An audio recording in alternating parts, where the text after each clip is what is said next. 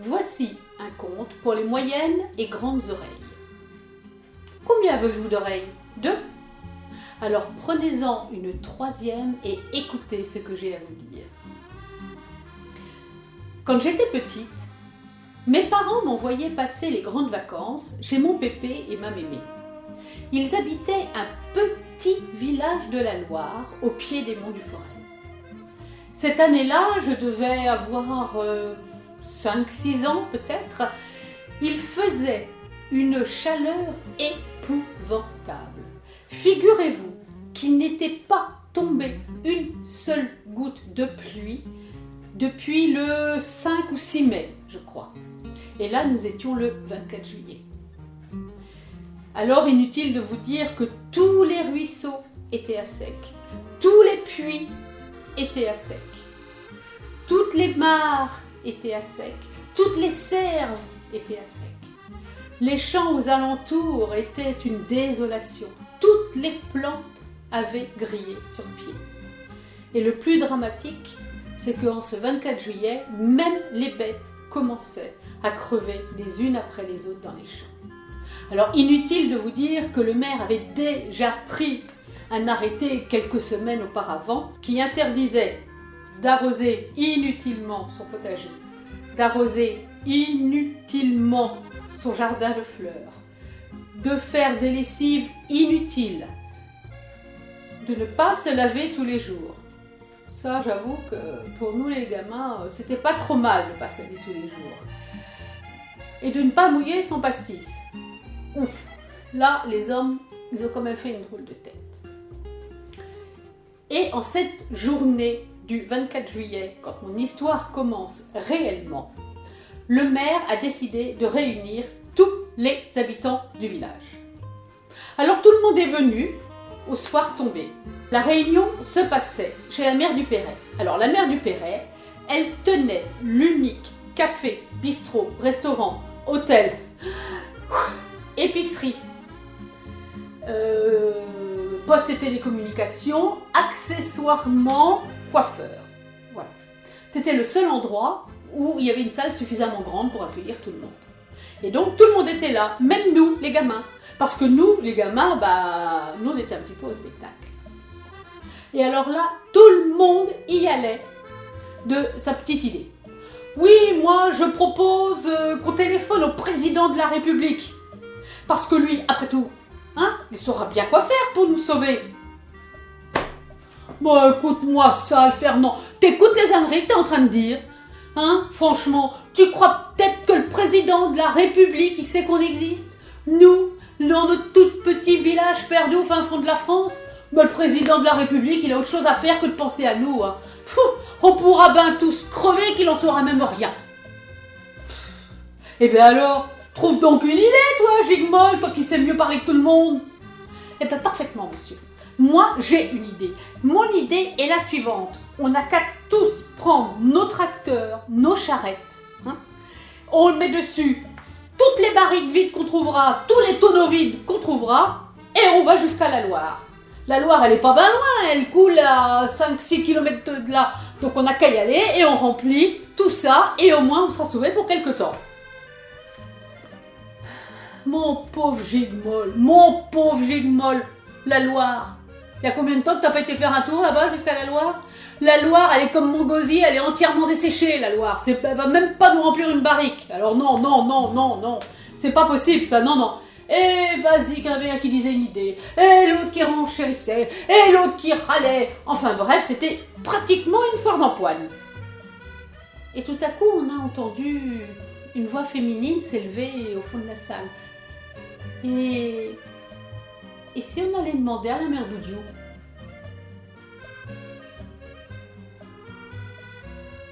La mère Boudiou? Bon alors, petite parenthèse. Au début de mon histoire, je vous ai dit que le maire avait réuni tous les habitants du village. Pas tous. Il avait réuni tout le monde, sauf la mère Boudiou. Ah ça, la mère Boudiou, c'est un personnage. Ils en avaient tous une frousse épouvantable. il faut quand même que je vous la décrive un petit peu, la mère Boudiou. Alors, cette femme, on lui avait jamais connu de mari. On lui avait jamais connu d'amant. On lui avait jamais connu d'enfant. Rien du tout. Elle vivait toute seule dans sa petite bicoque délabrée à l'autre bout du village. La mère Boudiou, figurez-vous que même les grands-parents de mes grands-parents en parlaient déjà à l'époque. Alors la mère Boudiou, elle était habillée, comme les vieilles, quoi, à cette époque-là. Elle avait une espèce de liquette, là, blanche, enfin blanche au début, après, au fil des jours, au fil des semaines, ça tirait sur le gris crasseux. Elle avait une longue jupe noire, toute abîmée au bout, toute poussiéreuse. Et puis la mère Boudiou, elle n'était pas comme les vieilles. La mère Boudiou, elle se faisait pas un chignon avec ses cheveux. Non, non, non, non, non. La mère Boudiou, elle gardait ses longs cheveux jusque dans le creux des reins. Des espèces de cheveux tout emmêlés. Pas très très propres apparemment. Et elle les laissait pendouiller, tout gris comme ça. Et puis la mère Boudiou, elle avait des mains, comment dire, un peu comme des mains de sorcière, hein, on va pas se le cacher. Hein. Elle avait des espèces de mains toutes racornies, des doigts un peu noueux comme ça, et puis des ongles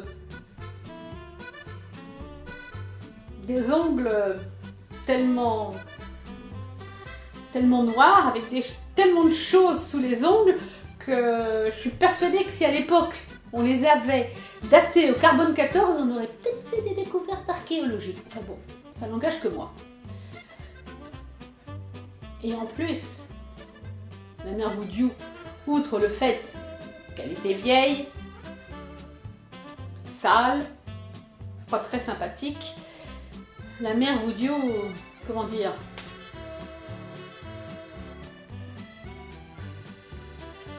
elle était méchante. La mère Boudiou, elle respirait le mal. Alors inutile de vous dire que tout le monde la craignait. En plus, des fois de sa maison, de la cheminée, s'échappaient des fumées d'une drôle de couleur. Et ces jours-là, il y avait des odeurs un peu pestilentielles qui s'évaporaient dans l'air. Nous, les gamins, on en avait une peur bleue de la mère Boudiou. Quand on la voyait arriver sur le chemin, on décampait vite fait. Parce que, oula, si on passait à proximité de ses doigts crochus, elle avait vite fait de nous attraper, de nous secouer comme des pruniers. Ou alors, elle ne se privait pas pour nous balancer un bon coup de sabot dans les tibias. Donc, quand la Titide, elle a dit « Et si on demandait à la mère Boudiou ?» Silence de mort dans la salle. Une autre femme a dit, je crois que c'était la fonciale, elle a dit « Mais la Titide, elle aurait peut-être bien raison. Après tout, la mère Boudiou, on va quand même la trouver quand on a une bête qui a du mal à mettre bas. On va aussi la trouver quand on a un mauvais rhume qui veut pas passer. Ou quand on a envie que sa voisine nous a fait une crasse, tombe dans ses escaliers. Enfin bon, la mère Boudiou, elle sait plein de choses. Alors peut-être qu'elle aurait une idée pour nous sortir de cette catastrophe naturelle. Oui, effectivement, aller voir la mère Boudiou, ça pourrait être une solution. Ça mange pas de pain, mais qui va y aller? Qui va y aller? Pardi, le maire qui va y aller. On t'a quand même élu pour quelque chose, non? Faut quand même bien que tu nous représentes. Là, le maire n'était pas très chaud, hein, parce que le maire, tout maire qu'il était, Lui aussi, il avait peur de Mère Boudiou. Alors il a décidé que tout le monde, j'entends bien, tout le monde l'accompagnerait le lendemain matin, à l'aube, au lever du soleil, chez la Mère Boudiou, et on lui poserait la question. Donc, le lendemain, tous les habitants étaient présents sur la place du village.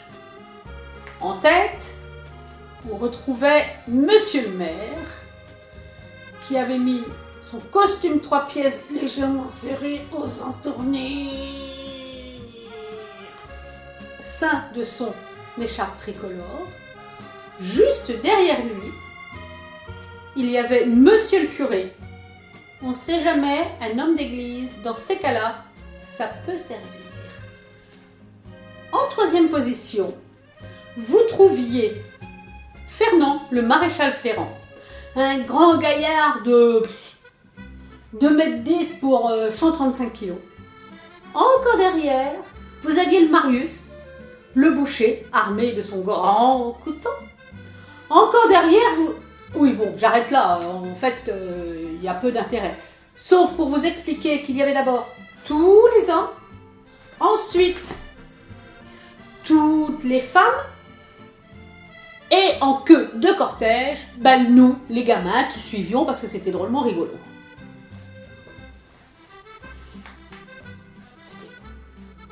C'était magnifique.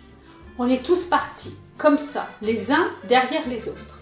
Écoutez, on se serait cru à la procession du 15 août, quand Monsieur le curé, il sort de l'église la Sainte Vierge, et qu'il fait 3 fois le tour du village avec elle, voilà. Et que l'on chante tous des chants que nous on ne comprend rien du tout. Bref, on a marché à peu près 20-25 minutes et on est enfin arrivé devant le petit portail de la Mère Boudiou. Le maire s'est avancé bravement.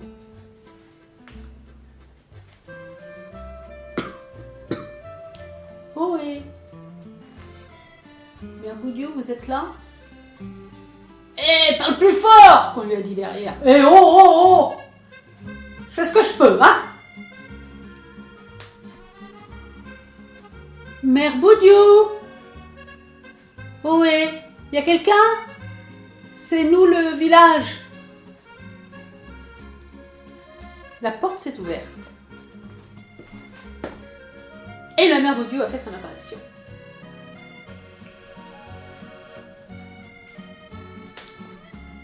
C'est pourquoi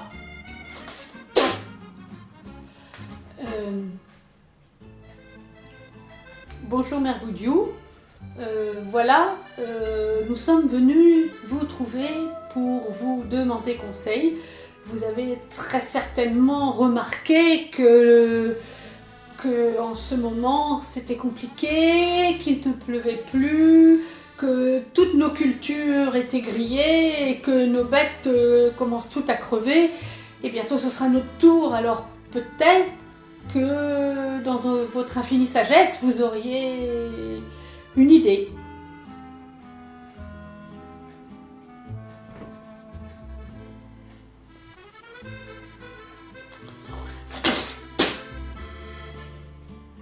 Qu'on m'amène un baquet d'eau fraîche. Et elle est allée s'asseoir sur le petit banc devant sa maison. Et elle a attendu. Un baquet d'eau fraîche. Tout le monde s'est regardé, un peu étonné. Un baquet d'eau fraîche? On arrive déjà à peine à remplir un verre d'eau, alors un baquet d'eau fraîche? Mais bon, si la Mère Boudiou suggérait un baquet d'eau fraîche, partons à la recherche d'eau fraîche. Et on est tous partis, à droite, à gauche, au fond des ravins, en haut des collines, on a cherché partout, partout, partout, partout, partout, et au bout d'une heure, on a tout de même réussi à remplir le baquet d'eau fraîche et propre. Le maire est arrivé fièrement, et il a déposé le baquet d'eau fraîche. Tenez, Mère Boudiou! On a fait ce que vous vouliez.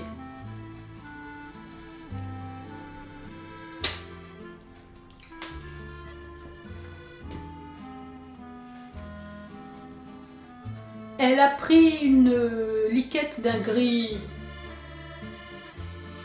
douteux, un bout de savon. Elle a trempé sa liquette dans le baquet. Elle a frotté son linge. Elle a pris une deuxième liquette qu'elle a lavée également. Et elle s'est mise à laver son linge. Nous tous, on se regardait.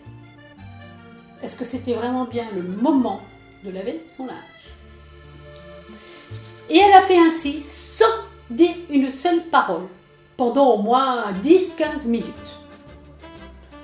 Lorsqu'elle a eu terminé de bien frotter son linge, elle l'a mis sur la pierre à côté d'elle. Elle a pris le baquet et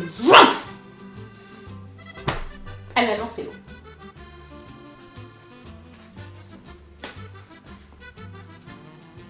Qu'on m'amène un deuxième baquet d'eau fraîche.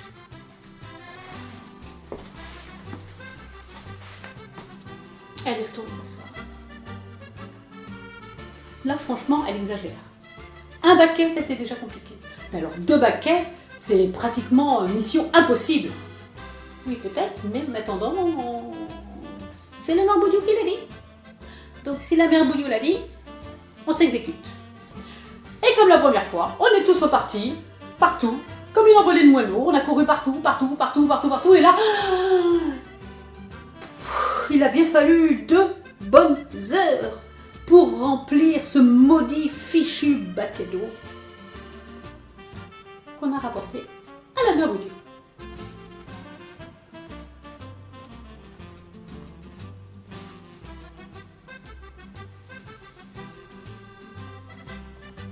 Elle a repris le linge qu'elle avait lavé.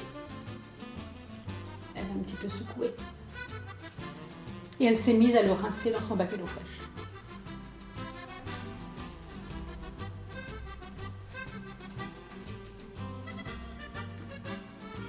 Elle a attrapé sa deuxième liquette. Rebelote.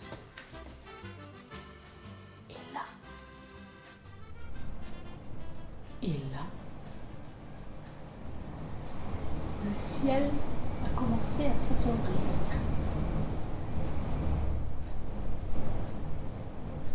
De gros nuages noirs sont arrivés du nord, ont envahi tout le ciel.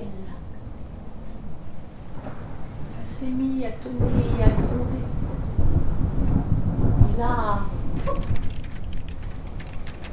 une goutte est tombée. Une deuxième goutte est tombée. Oui, 3, 4, 5, 10, 20, 100, 1000, des milliers, des milliards de gouttes d'eau sont tombées des nuages. Et il s'est mis à pleuvoir, mais à pleuvoir. Oh, un vrai déluge. Sauvé. Sauvé, le pays était sauvé. Nous, on sautait tous de joie, on chantait, on criait, on rigolait. Sauf une mère qui s'est plantée comme ça, qui a regardé le ciel et qui a dit: bon Dieu, c'est toujours le jour où je décide de faire ainsi qui se met à pleuvoir. Et elle est rentrée chez elle, furieuse. Et nous aussi. Et mon conte est fini. Alors mon conte, je vous le donne. Faites-en bon usage et allez le donner et le raconter aux autres. Au revoir.